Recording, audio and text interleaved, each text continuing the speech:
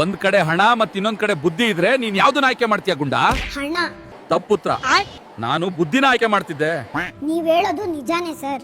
ಯಾರ ಹತ್ರ ಏನಿಲ್ವೋ ಅದನ್ನೇ ಅವ್ರು ಆಯ್ಕೆ ಮಾಡ್ಬೇಕು. ಗುಂಡ, ತಾಜ್ ಮಹಲ್ ಯಾರ್ ಕಟ್ಟಿದ್ದು? ಯಾಕೆ ಸರ್ ಸರಿಯಾಗಿ ಕಟ್ಟಿಲ್ವಾ?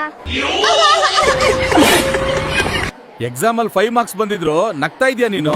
ಸರ್ ಆ 5 ಮಾರ್ಕ್ಸ್ ಹೆಂಗ್ ಬಂತು ಅಂತ ಯೋಚನೆ ಮಾಡಿ ನಗ್ತಾ ಇದ್ದೀನಿ. ನಿನ್ನ ಅಪ್ಪ ಅಮ್ಮ ಏನ್ ಮಾಡ್ತಾರೆ ಗುಂಡ? ನನಗ್ ಗೊತ್ತಿಲ್ಲ ಸರ್, ನನ್ನನ್ನು ಬೇಗ ಮಲಗಿಸ್ತಾರೆ. 5ರಲ್ಲಿ 5ನ ಕಳೆದ್ರೆ ಏನ್ ಉಳಿಯುತ್ತೆ ಗುಂಡ?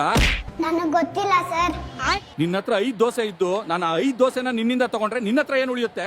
ನನ್ನ ಹತ್ರ ಬರೀ ಚಟ್ನಿ ಮತ್ತೆ ಸಾಂಬಾರ್ ಉಳಿಯುತ್ತೆ ಸರ್. ಗುಂಡ, ಕ್ಲಾಸಲ್ಲಿ ನಿದ್ದೆ ಮಾಡ್ತಿದ್ದೇನೋ? ಇಲ್ಲ ಸರ್, ಅದು ಗುರುತ್ವಾಕರ್ಷಣೆ ಶಕ್ತಿಯಿಂದ ತಲೆ ಕೆಳಗ್ ಬೀಳ್ತಾ ಇದೆ.